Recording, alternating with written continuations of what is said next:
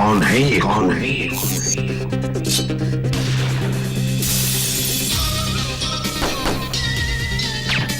डूबी गया, डूबी गया। अबे मच्छर, मच्छर।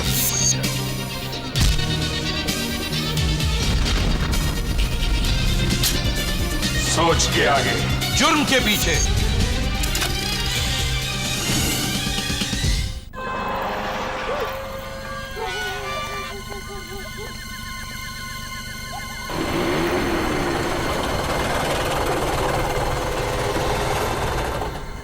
ভাই আমার না ভয় লাগছে খুব, যদি সত্যি কোনো আত্মা থাকে তাহলে?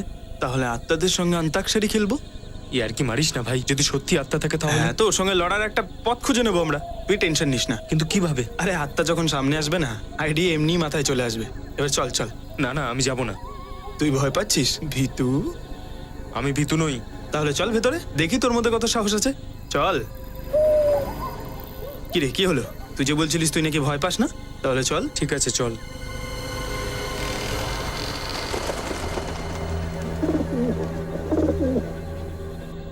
চল না।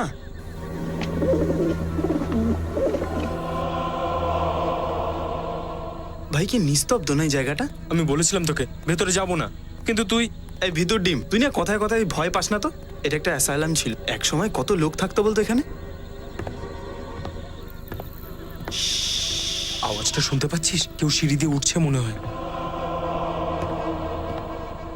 আরে হ্যাঁ ভাই, আওয়াজ তো এদিক দিয়েই আসছে। কিন্তু ভাই কাউকে তো দেখতে পাচ্ছি না। এবার তো আমারও ভয় লাগছে ভাই। আওয়াজটা আস্তে আস্তে বাড়ছে, দেখছিস? আচ্ছা, এই আওয়াজটা আমাদের দিকে আসছে না তো? ওই ওই দেখে আসছে। গৌতম, কি হয়েছে অমিতের? বিনীত দাদা, কাল রাতে আমরা বনরাজনগরে যে পুরনো মেন্টাল হসপিটাল যেটা আছে ওখানে গেছিলাম। বনরাজনগরের মেন্টাল হসপিটাল? যতদূর আমি জানি ওটা তো বন্ধ। তোমরা কেন গেছিলে ওখানে? আমরা কয়েকজন বন্ধু মিলে চ্যালেঞ্জ করেছিলাম যে ওখানে আমরা একটা রাত কাটাতে পারবো। কতবার তোমাদের বলেছি এইসব বেকার শর্ত লাগিও না, নিজেদের পড়ায় মন দাও। সরি দাদা। তারপর তারপর কি হলো? তারপর দাদা কারো একটা হাঁটার আওয়াজ পেলাম। তোমরা ছাড়া আর কি কেউ ওখানে ছিল? হ্যাঁ দাদা, সেটাই দেখার জন্য আমরা উপরে যাচ্ছিলাম, ঠিক তখনই কেউ একটা অমিতকে ধাক্কা দিল। ভূত, ভূত ছিল ওখানে। লোকে ঠিকই বলে যে ওখানে ভূতেরাই বসবাস করে দাদা। কি সব ফালতু কথা বলছো? আর এইসব ভূত আত্মা টাত্মা কিছু হয় না। এইসব তোমার বন্ধুদের প্ল্যান, তোমাকে ভয় দেখানোর জন্য, যাতে তোমরা শর্ত হেরে না যাও। দাদা, এটা ওদের কাজ নয়, নিশ্চয়ই অন্য কিছু ছিল ওখানে। অন্য কিছু? তোমার ভাই গৌতম এখন কেমন আছে? স্যার, আমার ভাই তো ঠিক আছে, কিন্তু ওর বন্ধু অমিত একটু ভয় পেয়ে আছে। মনে হয় কাল রাত্রের ঘটনাটা ওর মাথার উপর প্রচন্ড চাপ সৃষ্টি করেছে। বিনীত, তোমার কিছু বলা উচিত ছিল ওকে। কিরকম উদ্ভট শর্ত লাগাচ্ছে এই সমস্ত ছেলেরা। আজকালকার ছেলেমেয়েরা কথা শোনে না স্যার। স্যার আমাকে সাহায্য করুন স্যার। স্যার প্লিজ আমাকে সাহায্য এক করুন। মিনিট, আসুন, বসুন, বসুন এখানে। জল নিয়ে এসো। বলুন, কি নাম আপনার? স্যার আমি জুই। স্যার আমার স্বামীর নাম রাহুল, কাল থেকেই নিখোঁজ স্যার। ওর ফোনও লাগছে না স্যার, জানি না স্যার ও কোথায় চলে গেল। জল খেয়ে নিন। আচ্ছা, আপনার স্বামী রাহুল কাল সন্ধ্যে থেকে নিখোঁজ? হ্যাঁ স্যার। আচ্ছা, কোনো ফোন টোন এসেছিল? কেউ ফোন টোন করেছিল ওনার ব্যাপারে? না, কোনো ফোন আসেনি। আচ্ছা, ওনার কাছে মোবাইল তো নিশ্চয়ই আছে। হ্যাঁ ওই নাম্বারটা আমাকে দিন। স্যার, 16440787। ফোন করো। হ্যাঁ স্যার। আচ্ছা, শেষবার কখন কথা হয়েছিল আপনার স্বামী রাহুলের সঙ্গে? স্যার কালকে যখন ও অফিসে ছিল তখন কথা হয়েছিল, তারপরে আর বাড়িতেই আসেনি। রাহুল বাবু কোথায় কাজ করেন? স্যার টিস্টো নামের এক অ্যাড এজেন্সি আছে। আচ্ছা, টিস্টো অ্যাড এজেন্সি। হ্যাঁ স্যার।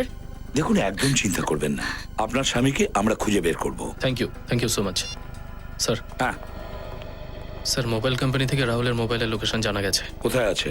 স্যার ওর মোবাইল বনরাজনগরের একটা পুরনো বন্ধ হয়ে যাওয়া অ্যাসাইলামে আছে। বনরাজনগরের মেন্টাল হসপিটাল? স্যার কাল রাতে গৌতম আর অমিত তো ওখানেই গেছিল। গৌতম আর অমিত দুজনেই কালকে রাত্রে বনরাজে পড়ে থাকা মেন্টাল অ্যাসাইলামে গিয়েছিল। আর জহির স্বামী রাহুলের মোবাইল ফোনের লাস্ট লোকেশনও বনরাজনগরই দেখাচ্ছে। এর রহস্যটা আসলে কি? বনরাজনগর অ্যাসাইলাম।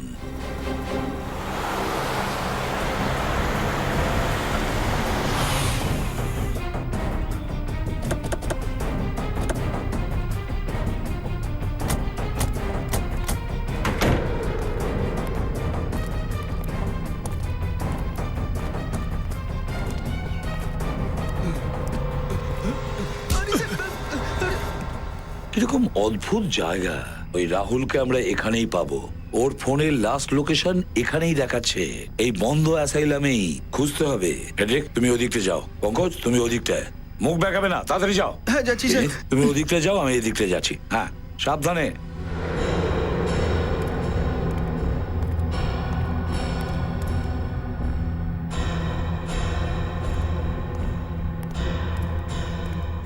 ভুলভাল জায়গায় সবসময় আমাকেই নিয়ে আসে কেন?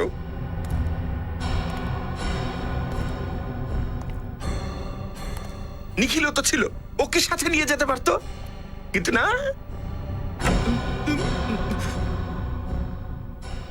হট সিটটায় সবসময় আমায় বসতে হয়।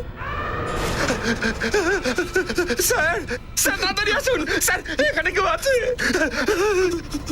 কি হয়েছে?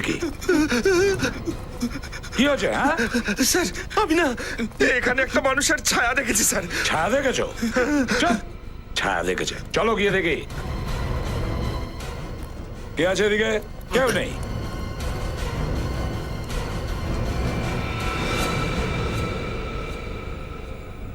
এই রাহুল নয় তো? এই ফটো দেখাও, জুহি যেটা দিয়েছে। এ তো রাহুলই। স্যার, কি খারাপ ভাবে ঘাটটা ভেঙেছে। যে করেছে না, সে খুব শক্তিশালী লোক। কিন্তু আমার যেটা মনে হচ্ছে, আমি যদি সেটা বলি এখন। হেড্রিক, তুমি চুপ করো। যার ছায়া দেখা গেছিল সেই খুনি, সেই খুন করেছে।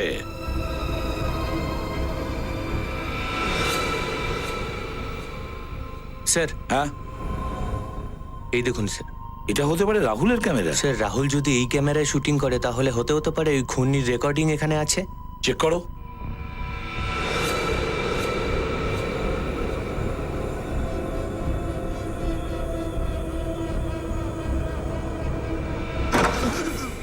দরজা বন্ধ করার শব্দ পেলাম, তার মানে কেউ আছে। দেখতে হবে।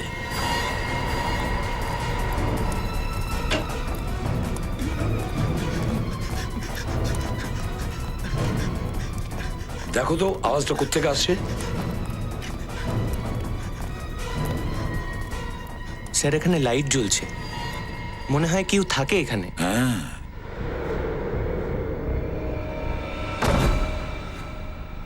এই এই ওঠো।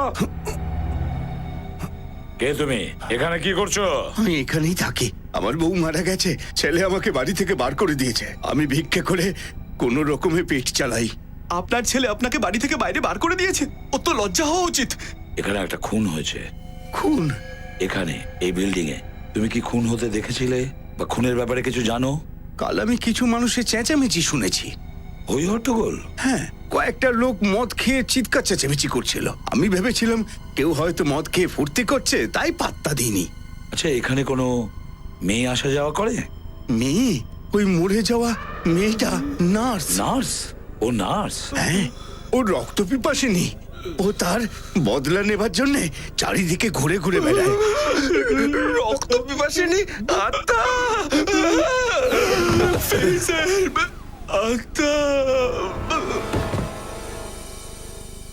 কে হতে পারে এত শক্তিশালী লোক যে অমানুষের মতন মেরেছে রাহুলকে?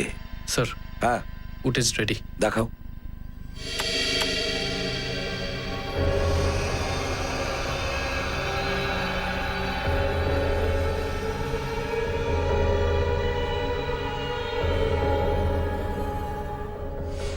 পজ করো, একটু পজ করো।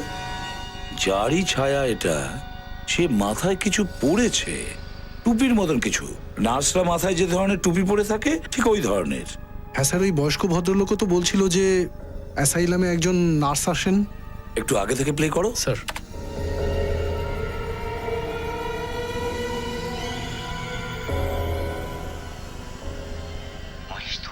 স্যার রাহুল কারোর সঙ্গে কথা বলছে। হ্যাঁ, ও কারোর সঙ্গে কথা বলছে, কিন্তু কার সাথে, কি বলছে ওরা? নিখিল, আওয়াজটা একটু পরিষ্কার করে শোনাও তো। জানা তো যাবে যে রাহুল কি বলতে চাইছে আর ওখানে কি বা হয়েছে। স্যার, হ্যাঁ পঙ্কজ, কি জানতে পারলে? স্যার, ওই পুরনো মানসিক চিকিৎসা কেন্দ্র অ্যাসাইলামের পুরো ইতিহাসটা জানতে পেরে গেছি। ইতিহাসটা কিরকম? আজ থেকে 13 বছর আগে 2000 সালে ওখানে একজন পেশেন্ট একটা নার্সকে খুন করেছিল। তখন থেকে লোকেদের মধ্যে গুজব জন্মায় ওই নার্সের আত্মা অ্যাসাইলামের মধ্যে ঘুরে বেড়ায়। তাহলে এই ব্যাপার। নার্সের আত্মা। সচিন, এখানে কোনো নার্সের আত্মা টাত্মা নেই। অন্য কেউ আছে, কোনো মহিলা যে নার্সের টুপি পরে ওখানে ঘুরে বেড়াচ্ছে, সে নার্সের আত্মার সুযোগ নিচ্ছে। স্যার, হ্যাঁ, স্যার আওয়াজ পরিষ্কার করে দিয়েছি। স্যার, রাহুলের আওয়াজ তো বোঝা যাচ্ছে, কিন্তু ও কার সঙ্গে কথা বলছে সেটা বুঝতে পারছি না। কোনো ব্যাপার না, ওর কথাটাই শুনি। মহেশ? রাহুল কোনো মহেশের নাম করছে, তার মানে হলো রাহুল মহেশ নামে কারোর সাথে কথা বলে যাচ্ছে। স্যার, এই রাহুলকে কি এই মহেশ মেরেছে? হতে পারে। মহেশ, রাহুলের কথা শুনে মনে হচ্ছে ও মহেশকে দেখে চমকে উঠেছিল। এর মানে হলো রাহুল আর মহেশ একে অপরকে চিনত। রাহুলের অফিসে গিয়ে দেখতে হবে এই মহেশটা আসলে কে। হতে পারে না।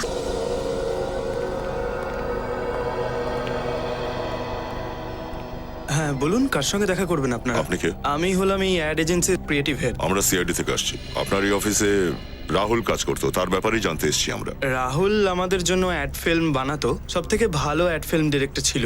খুব খারাপ হয়েছে ওর সাথে। আপনারা কি করতে এসেছেন?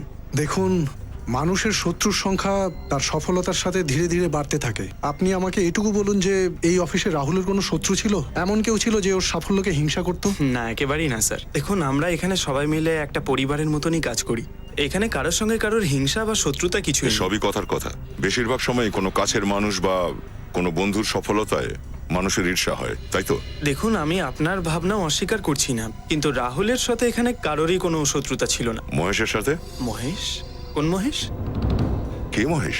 এই অ্যাড এজেন্সিতে মহেশও তো কাজ করে, তাই না? না, একেবারেই তো না। রাহুলের মুখ থেকে কখনো মহেশের নাম শুনেছেন? না, কখনোই না। এই রাহুলের কোনো ডেস্ক এখানে আছে নিশ্চয়ই? হ্যাঁ আছে। আমরা কি দেখতে পারি? হ্যাঁ নিশ্চয়ই, আসুন না, দেখাচ্ছি। আচ্ছা, রাহুলকে ওয়ান্ডাকনগরের পুরনো অ্যাসাইলামে এই এজেন্সি থেকেই পাঠানো হয়েছিল? না, আমরা ওকে পাঠাইনি। এটা ছিল রাহুলের ডেস্ক। আচ্ছা, এটা বলুন যে বিগত কিছুদিন ধরে রাহুল কোনো ব্যাপার নিয়ে টেনশনে ছিল? হ্যাঁ, গত কয়েক মাস ধরে খুব বেশি ছুটি নিচ্ছিল। মাসে 4-5টা ছুটি তো নিতই। তো এই 4-5টা ছুটি কেন নিত? সেটা তো আমি বলতে পারবো না। আমি অনেকবার জানার চেষ্টা করেছি, কিন্তু প্রত্যেকবারও কথা ঘুরিয়ে দিত। ও আমাকে কখনো ঠিকঠাক উত্তরই দেয়নি। উত্তর পেয়ে গেছি। এই দেখুন স্যার, রাহুলের ছুটি নেওয়ার কারণ এইটা। Red grapes production? রাহুল মানে এই অ্যাড এজেন্সিতে কাজ করতে করতে নিজের প্রোডাকশন হাউসও খুলে ফেলেছে? রাহুল নিজের প্রোডাকশন হাউস খুলেছিল, আর এটা আমরা জানি না। হতে পারে যে নিজেরই কোনো শুটিংয়ের জন্য ও অ্যাসাইলামে গেছিল। কিন্তু এই ব্যাপারে ও আমাদের কখনো কোনো হিন্টও দেয়নি। সেটা জানতে দেবে কি করে? যদি আপনারা জানতে পারতেন যে রাহুল নিজের প্রোডাকশন হাউস খুলে বসেছে, তাহলে কি এই ad agency okay ad film বানাতে দিত? সেটাও ঠিক। বানানোর দেখো তো সচিন, আর কিছু পাওয়া যায় কিনা।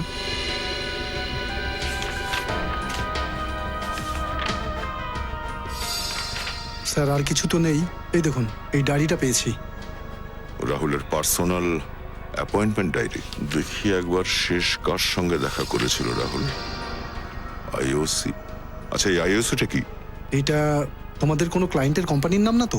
আগে না, আমার কোনো ক্লায়েন্টের কোম্পানির নাম আইওসি না। চলো এই রাহুলের প্রোডাকশন হাউস থেকেই খবর নেওয়া যাক আইওসি আর এই মহেশের ব্যাপারে। Mister Suresh, CID. আমার সঙ্গে আপনাদের ফোনে কথা হয়েছিল। আচ্ছা, আইওসি।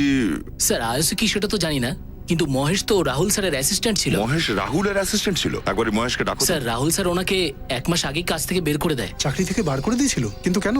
স্যার, কারণটা উনি কাউকেই জানাননি, কিন্তু স্যার একটা শোনা কথা শুনেছি যে মহেশ ওনার ক্যামেরা আর তার কিছু জিনিসপত্র চুরি করে নিয়েছিল, সেই জন্য। ও, তাহলে মহেশ প্রতিশোধের জন্য রাহুলকে খুন করেনি তো?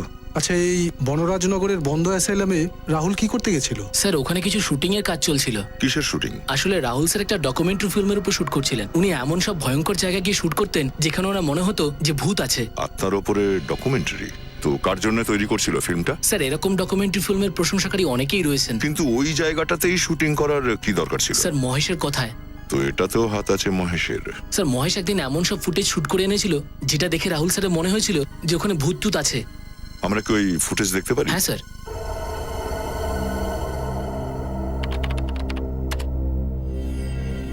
স্যার দেখুন।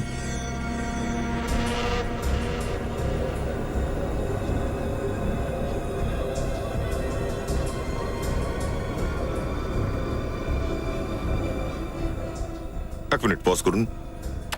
মেয়ে দেখছি, একটু জুম করুন তো ওখানে।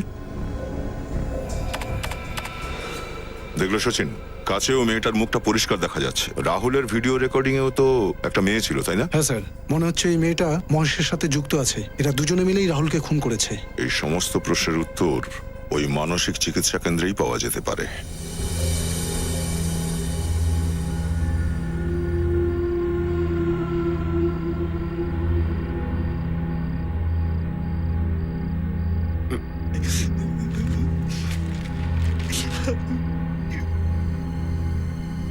ওই খুনি এখানে আসবে নিশ্চয়ই।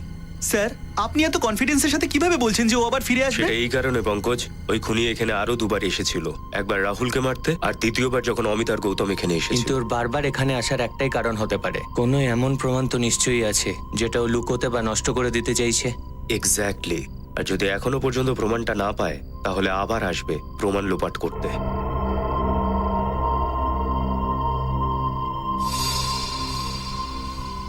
ওই দেখুন স্যার, রক্ত পিপাসিনী নার্স। এবার এর পিপাসা ছেলেতেই মিটবে। মেন হলেতে যাই, চলো। আরে, এইমাত্র তো এখানেই ছিল, কোথায় গেল? এটা তো ওই লোকটার আওয়াজ যে এখানে থাকে। ওপরে চলো। ওপরে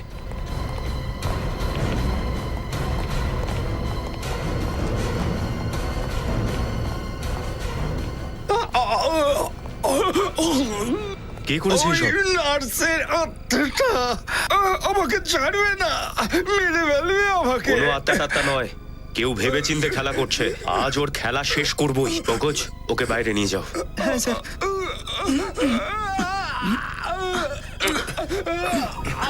বিনীত, এই ঘরটাকে ভালো করে তল্লাশি করো। কোনো তো কারণ আছে যে খুনি এই বয়স্ক লোকটিকে মারতে চায়। Yes sir.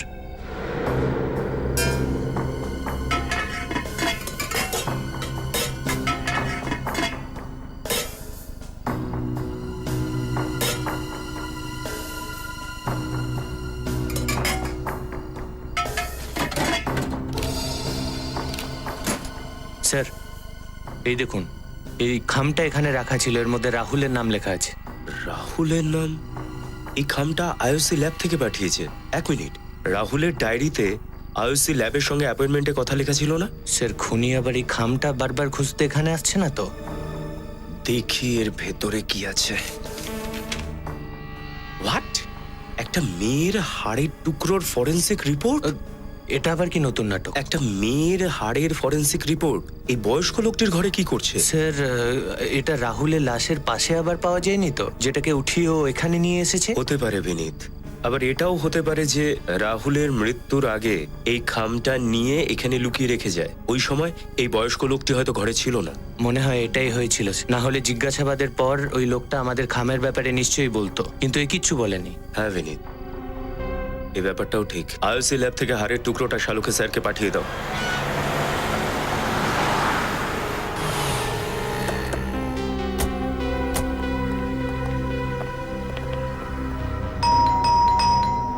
স্যার, দরজা ভেঙে দেবো? আরে একটু তো দাঁড়াও। দয়া স্যার যে কোনো মানুষকে অন্তত 2 মিনিট সময় দেন। হয়তো কেউ খাবার খাচ্ছে, বাথরুমে গেছে, কিন্তু তুমি দরজা দেখলেই মুড়ে চলে আসো। ভেঙে ফেলি? সরি স্যার, ওই দয়া স্যারের দরজা ভাঙার গল্প এত শুনেছি যে দরজা দেখলেই আমার ভেতরটা কি? কেমন একটা। এটা কি? স্যার, কন্ট্রোল থাকে না একদম। কন্ট্রোল করো, হ্যাঁ। নাও, নিজের কারিগরি দেখাও। স্যার, পঙ্কজ, দরজা ভাঙার খুশিটা দেখলে চোখে মুখে? ঘরটা তো পুরোপুরি খালি। দেখো ভালো করে কি পাওয়া যায়। স্যার, রাহুলের খুন করার পর মহেশ পগার পার হয়ে যায়নি তো? পালিয়ে যাবে কোথায়? এই ঘরেই এমন কিছু প্রমাণ খুঁজে বার করব যেটা দিয়ে আমরা ওকে খুঁজে পাবো। একটা কাজ করো, ভালো করে দেখো, কোথাও যেন ফাঁক না যায়।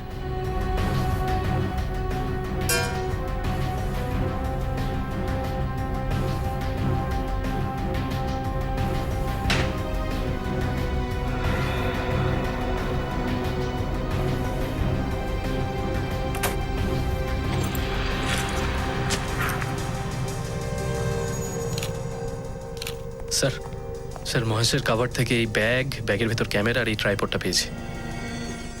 এগুলো ওই জিনিসগুলো না তো যেটা রাহুলের অফিসের থেকে চুরি হয়েছিল? হ্যাঁ স্যার, সেটাও হতে পারে। আর এই জিনিসগুলোর জন্যই রাহুল মহেশকে অফিস থেকে বার করে দিয়েছিল।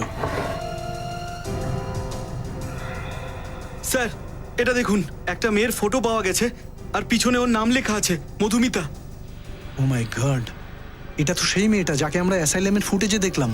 তার মানে রাহুল যে ডকুমেন্টারির ফুটেজ শুট করেছিল পাগলা গারদে আত্মাদের ব্যাপারে, তার মানে সব ফুটেজ মিথ্যে ছিল। হ্যাঁ স্যার, মধুমিতা আর মহেশ দুজনে মিলে এই ঝামেলাটা করেছে। মনে তো এরকমই হচ্ছে। মধুমিতার নাম্বারটা ট্রাই করে দেখি। ফোনটা তো বন্ধ। যে কোনো মূল্যে মহেশকে খুঁজে বার করতে হবে। একবার এই মধুমিতাকে খুঁজে পেয়ে গেলে মহেশ নিজে থেকেই আমাদের জালে ধরা দেবে। মহেশ আর মধুমিতা, এই মহেশ আর মধুমিতাকে খুব তাড়াতাড়ি খুঁজে বের করতে হবে। খুঁজে বের করতেই হবে। আর ওই মেয়েটার ব্যাপারে কি জানা গেল? যার হাড়ের টুকরোর পরীক্ষা রাহুল এই আইওসি ল্যাবে করিয়েছে। না স্যার, এখনো তো কোনো খবর পাইনি।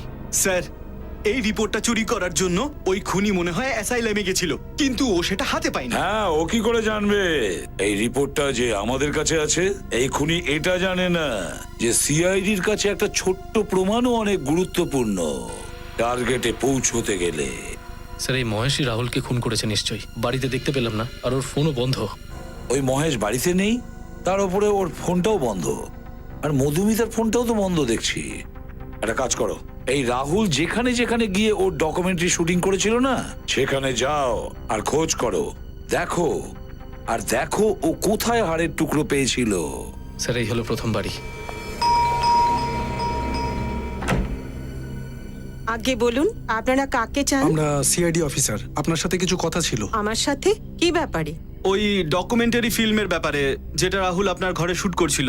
ও, এই ব্যাপারে সবসময় আমাদের বাড়ির ছাদ থেকে অদ্ভুত ধরনের আওয়াজ আসে। বাড়ির ছাদ থেকে অদ্ভুত ধরনের আওয়াজ আসে? হ্যাঁ, ওই আওয়াজটা কিসের ও সেটাই খোঁজার চেষ্টা করতো। স্যার, আমি অনেকবার অনুভব করেছি যে আমাদের এলাকায় বিড়ালের আত্মা ঘুরে বেড়ায়। বিড়ালের আত্মা? হ্যাঁ স্যার, এই তো গত বছরের ঘটনা। একটা বিড়াল ট্রাকের তলায় চাপা পড়ে, তারপর থেকে ওই বিড়ালের কান্নার আওয়াজ সারা এলাকার মানুষ শুনতে পায়। দাদা, এই আত্মা টাত্মা কিছুই হয় না, তার উপরে আবার বিড়ালের আত্মা। এসব আপনার ভ্রান্ত ধারণা। অমাবস্যার রাতে আমার সামনের বাড়ির ছাদটার উপরে একটা ভূতকে দেখেছিলাম। খুবই ভয়ঙ্কর দেখাচ্ছিল ওটাকে। আমাবস্যার রাতে তো এমনিতেই আলো কম থাকে। আপনি কোনো আত্মাকে নয়, অন্য কোনো লোককে হেঁটে যেতে দেখেছেন। এখনো পর্যন্ত কোনো তো ক্লুই খুঁজে পাওয়া যাচ্ছে না। হ্যাঁ পঙ্কজ, এটা তো সত্যি কথা। এই জন্য তো আমারও রাগ হচ্ছে। আজকের তারিখেও মানুষ এত অন্ধবিশ্বাসে বিশ্বাসী। স্যার, শেষ বাড়িটা সুমিতের, আর ওর স্ত্রীর নাম উদিতা। সুমিত আর স্ত্রী উদিতার? হ্যাঁ স্যার। হ্যাঁ স্যার। কি, মধুমিতার ফোন ট্রেস হয়ে গেছে এই এলাকাতেই? স্যার, এটা তো খুব ভালো খবর। তাহলে তো এই মহেশকে আমরা সহজেই ধরতে পারবো। ওকে স্যার, আমরা এক্ষুনি পৌঁছাচ্ছি।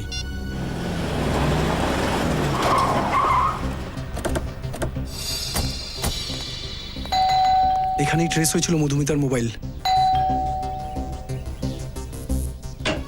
দরজা তো খোলা। স্যার, চিৎকারের আওয়াজ। স্যার, কোথাও মধুমিতার তো। ও মাই গড, এটা তো মধুমিতাই। স্যার, রাহুলকে খুন করার পর মহেশ মধুমিতাকেও মেরে দিয়েছে। মনে তো তাই হচ্ছে। কাট কাট। হ্যাঁ, কি হচ্ছেটা কি এসব?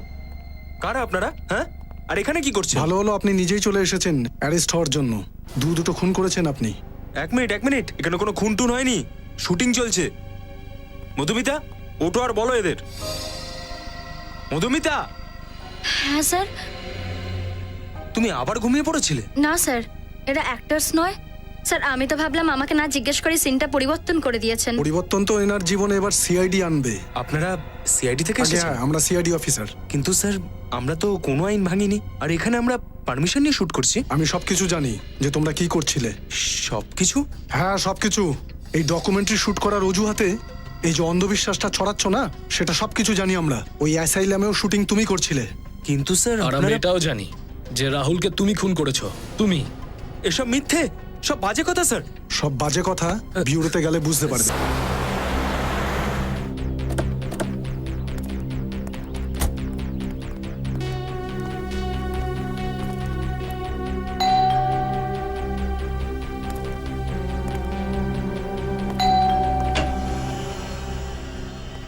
আপনি মিস্টার সুমিত? হ্যাঁ, আমার নাম সুমিত।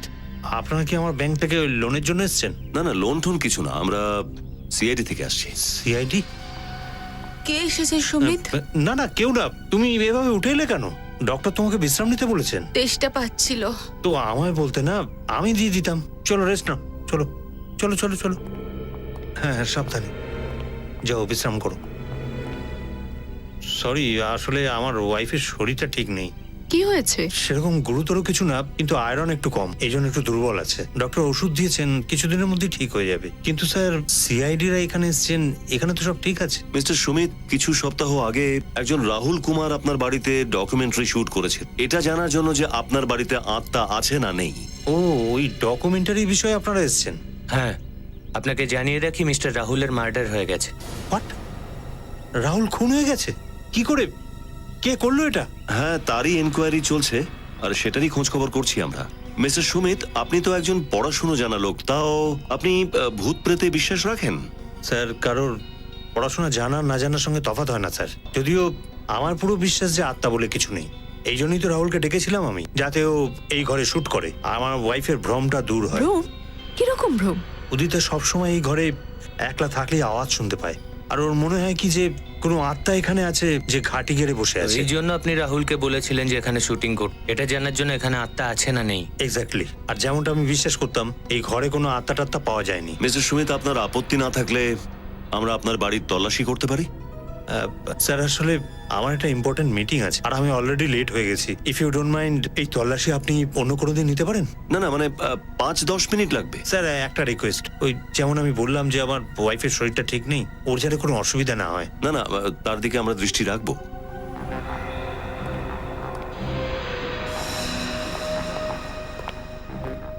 এই ফটোতে আপনি আর আপনার স্ত্রী ছাড়া এই নেহা স্যার। নেহা? হ্যাঁ, এখানে পেইং গেস্ট হিসেবে থাকতো। খুব বন্ধুত্ব আছে দেখছি আপনার স্ত্রী আর নেহার মধ্যে। আপনি ঠিকই ধরেছেন, নেহা আর ওর ভালো বন্ধুত্ব ছিল। ইনফ্যাক্ট সেপ্টেম্বর 2012-তে যখন নেহা মুম্বাইতে আমাদের ওখানে থাকতে আসে, সে সময় নেহা আর উদিতার মধ্যে বন্ধুত্ব আরো গাঢ় হয়ে যায়।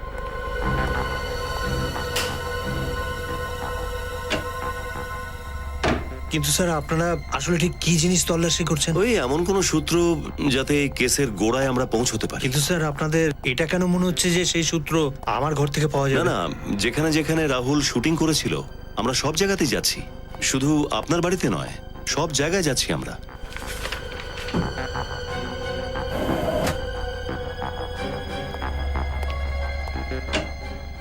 এই আপনার বাড়িতে গোডাউন? হ্যাঁ স্যার, কিন্তু স্যার ওখানে তেমন কিছু নেই, ওই পুরনো কিছু ফার্নিচার ব্যাস। আমি একটু দেখতে চাই।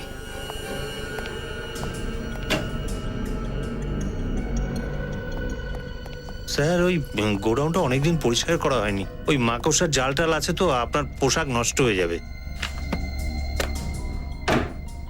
পোশাকের চিন্তা করবেন না আপনি, আপনি শুধু লাইটটা জ্বালান। হ্যাঁ হ্যাঁ।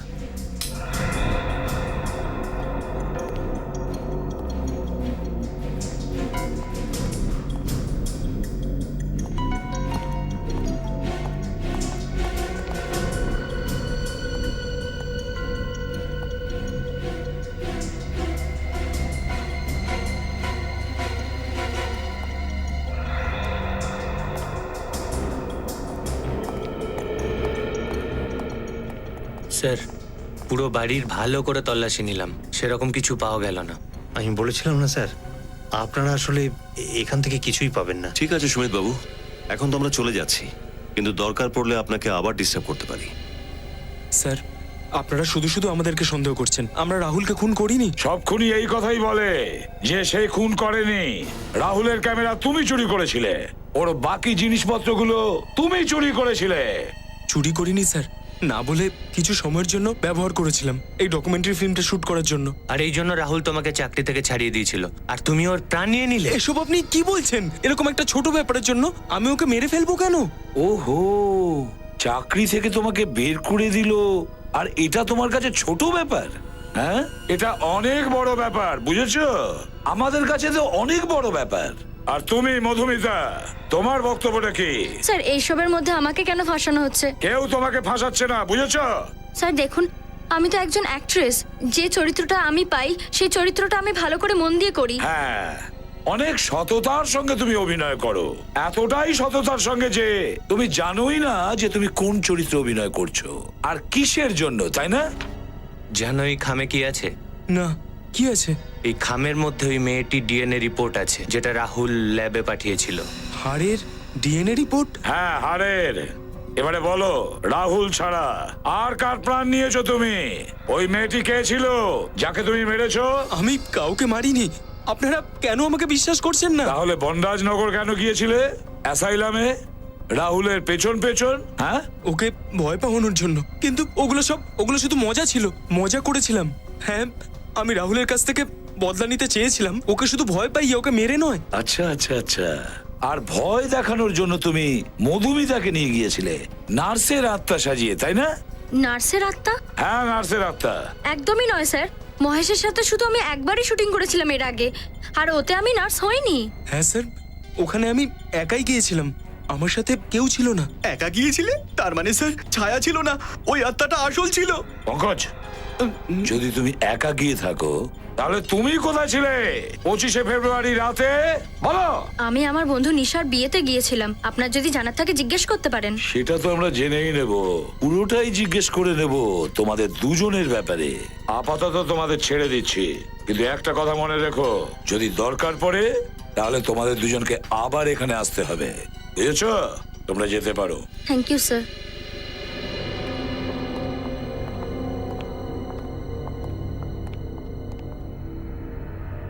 স্যার, এ তো দেখছি ব্যাপারটা আরো জটিল হয়ে যাচ্ছে। ওই ছায়াটা যদি মধুমিতার না হয় তাহলে কার ছিল? সেটা তো জানা যাবেই বিনীত, সেটা তো জানতেই পারা যাবে ওই ছায়াটা কার ছিল। এই জটটা আস্তে আস্তে খুলে আসছে বিনীত।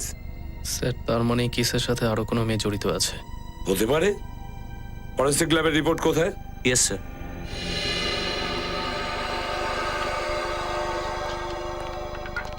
এই জি স্যার।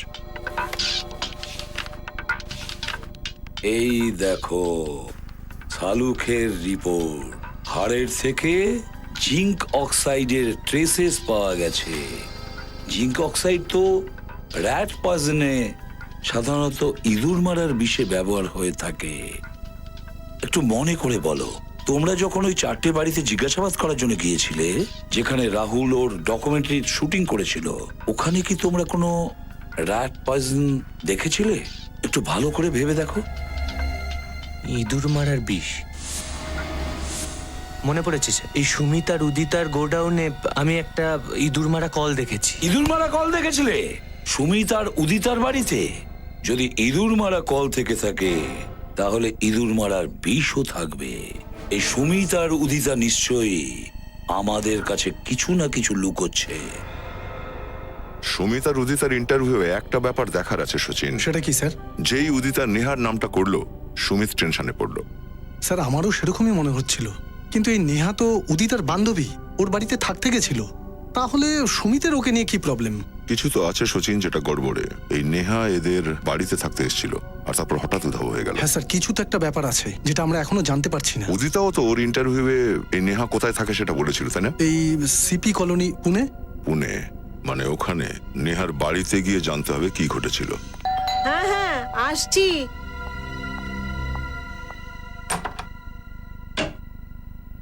আপনারা কারা? কাকে চান? আগে আমরা সিআইডি অফিসার, নেহার সাথে দেখা করতে এসেছি। সিআইডি থেকে? আগে হ্যাঁ, সিআইডি। মানে নেহার খোঁজ পাওয়া গেছে? জানতে পেরেছি মানে আমরা তো ওর সাথেই দেখা করতে এসেছি। আমি ভেবেছি আমার মেয়েকে পাওয়া গেছে। কোথায় নেহা? জানি না, 1 মাস হয়ে গেল নিখোঁজ আছে, না কোনো ফোন না কোনো খবর। ভগবান জানে আমার মেয়ে কি অবস্থায় আছে। আপনি একদম দুশ্চিন্তা করবেন না, আপনার মেয়ে নেহাকে আমরা ঠিক খুঁজে বার করব। আচ্ছা এটা বলুন যে কেউ আপনাদের ফোন করেছিল, হয়তো বা কেউ আপনাদের মেয়েকে কিডন্যাপ করেছে, কোনো ফোন এসেছিল? না বাবা, আমি তো বিধবা, কোন রকমে নেহাকে পড়াশোনা শিখিয়েছি। আমি এমন ভাবে তৈরি করেছি যাতে নিজের পায়ে দাঁড়াতে পারে। আর যদি কোনো অপহরণকারী আমার কাছে ফোন করত, তাহলে ওদেরকে দেওয়ার মতো তো আমার কাছে কোনো টাকাই নেই। দেখুন মাসিমা, এরকম ব্যাপার নয় তো যে নেহা নিজের ইচ্ছেতেই বাড়ি ছেড়ে চলে গেছে। আপনারা এসব কি বলছেন? পৃথিবীতে এমন কোন মেয়ে আছে যে মাকে ছেড়ে চলে যেতে পারে, তাও কিছু না বলে?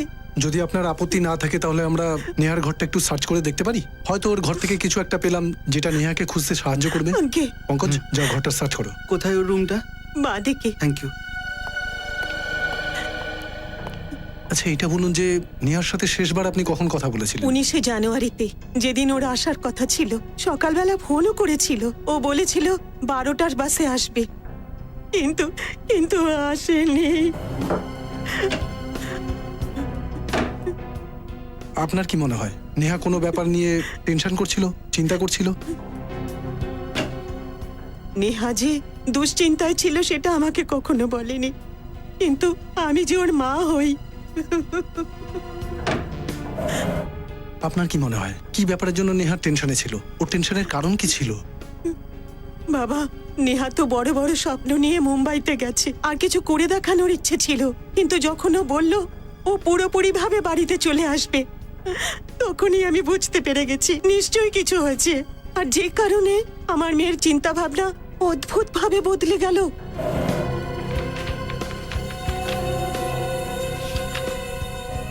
স্যার, হ্যাঁ পঙ্কজ,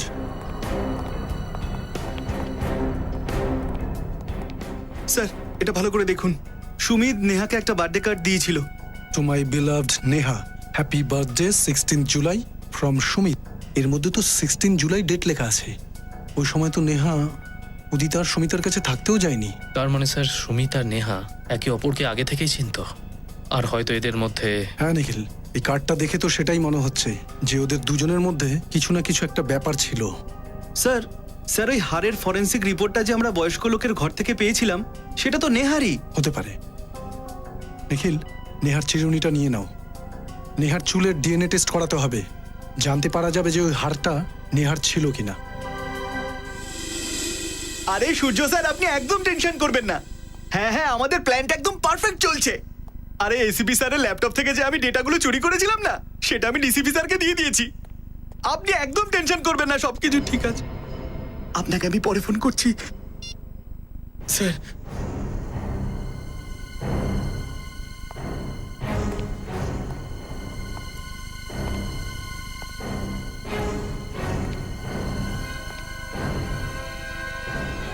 তুমি একজন সিআইডি অফিসার, একজন সিআইডি অফিসার, বুঝেছ? আর সিআইডি অফিসার সেই কাজটাই করে যেটা দেশের পক্ষে আর সমাজের পক্ষে হয়ে থাকে।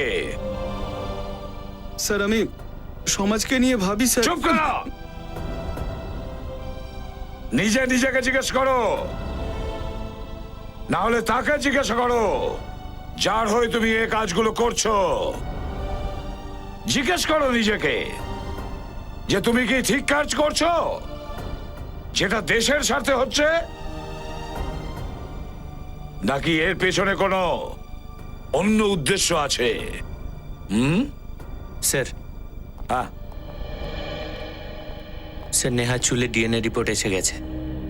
কি জানতে পেরেছো? স্যার নেহার চুলের ডিএনএ আর ওই হাড় যেটা রাহুল পাঠিয়েছিল ওটা ডিএনএ দুটো ম্যাচ করে গেছে। দুটো ম্যাচ করে গেছে? তার মানে নেহাকে খুন করা হয়েছে। আর সুমিতের অফিস থেকে যেটা জানতে পেরেছি, সুমিত কাজের জন্য মাঝে মধ্যেই পুনেতে যেত, আর ওখানেই হয়তো নেহার সাথে ওর বন্ধুত্ব আরো গভীর হয়েছিল। হয়তো এটাই হয়েছে যে নেহা সুমিতকে বাধ্য করতে চেয়েছিল যে তুমি আমাকে বিয়ে করো, আমাকে বিয়ে করো। তাই ওর থেকে নিস্তার পাওয়ার জন্য সুমিত এই নেহাকে শেষ করে দিয়েছে। সুমিত, এই সুমিতের নাটকের পর্দা সরানোর সময় এসেছে।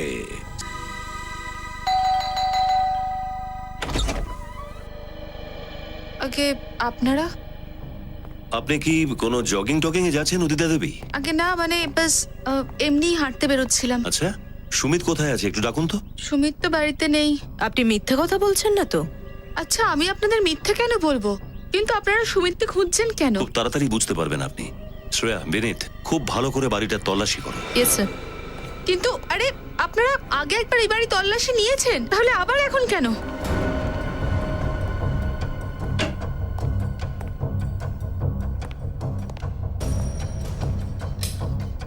কেননা এই ব্যাপারে আমাদের নিশ্চিত বিশ্বাস রয়েছে, আমরা জানতে পেরে যাব যে আপনার স্বামী মিস্টার সুমিত একজন খুনি। কি? সুমিত আর খুনি? এসব আপনি কি বলছেন? আপনি জানেন যে নেহা নিখোঁজ? হ্যাঁ আমি জানি, কিন্তু সুমিতের এসবের সঙ্গে কি সম্পর্ক আছে?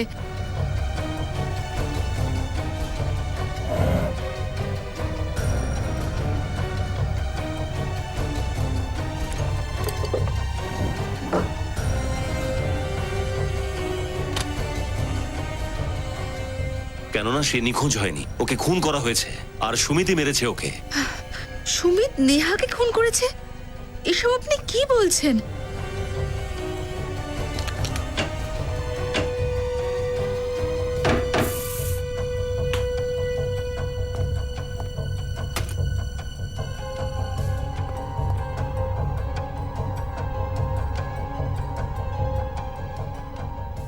আমার স্বামী কাউকে খুন করতে পারে না। স্যার, হ্যাঁ বিনীত, স্যার নিচে আসুন প্লিজ।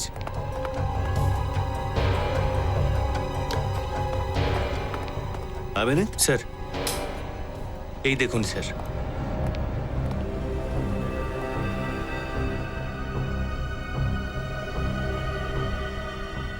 এতগুলো রক্ত? স্যার মনে হয় নেহার লাশের টুকরোগুলো এখানেই রাখা হয়েছিল। এসব কি? সেটাই তো আমরা জিজ্ঞাসা করছি আপনাকে, এগুলো কি? আমি কিভাবে জানবো? আমি জানি না এসব এখানে কিভাবে এলো। একজন মেয়ে নেহা, যে কিনা আপনার বাড়িতে পেঙ্গেস্ট হিসেবে থাকে, আপনার সবচেয়ে ভালো বন্ধু, হঠাৎ নিখোঁজ হয়ে গেল আর আপনি কিচ্ছু জানেন না। স্যার কিন্তু উদিতা,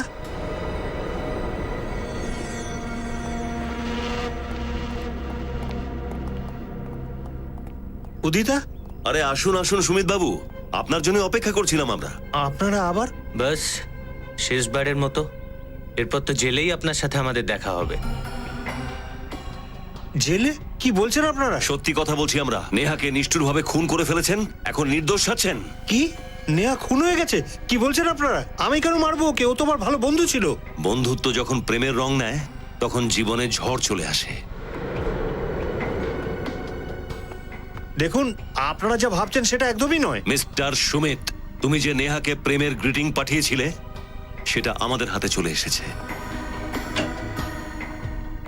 সুমিত, এনারা কি বলছেন? কোন গ্রিটিং কার্ডের কথা বলছেন?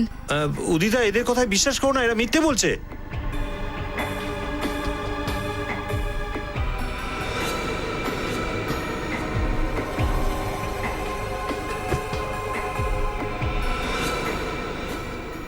যদি এনারা মিথ্যে বলে থাকেন তাহলে তুমি এত ঘামাচ্ছ কেন? স্যার, স্যার এই দেখুন, ভিতর থেকে এই নার্সের ড্রেসগুলো পেলাম। নার্সের ড্রেস? না ও নার্স, না আপনি নার্স সুমিত বাবু।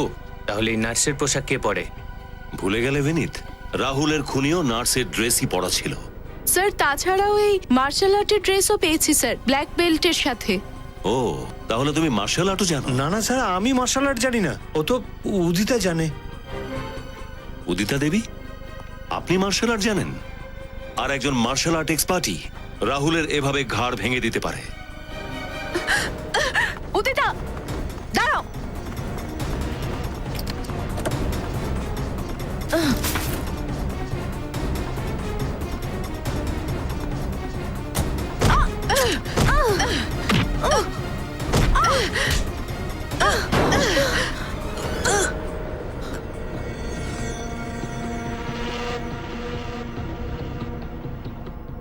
খেলাধুলোর সময় শেষ।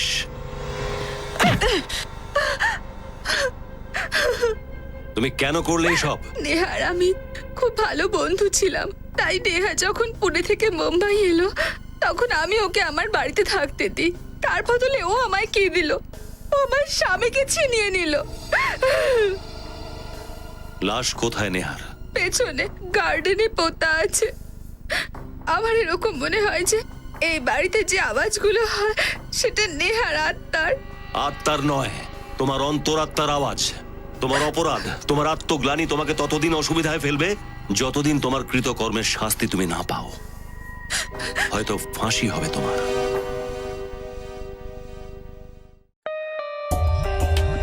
For more updates, subscribe to our channel, click the show links and enjoy watching the videos.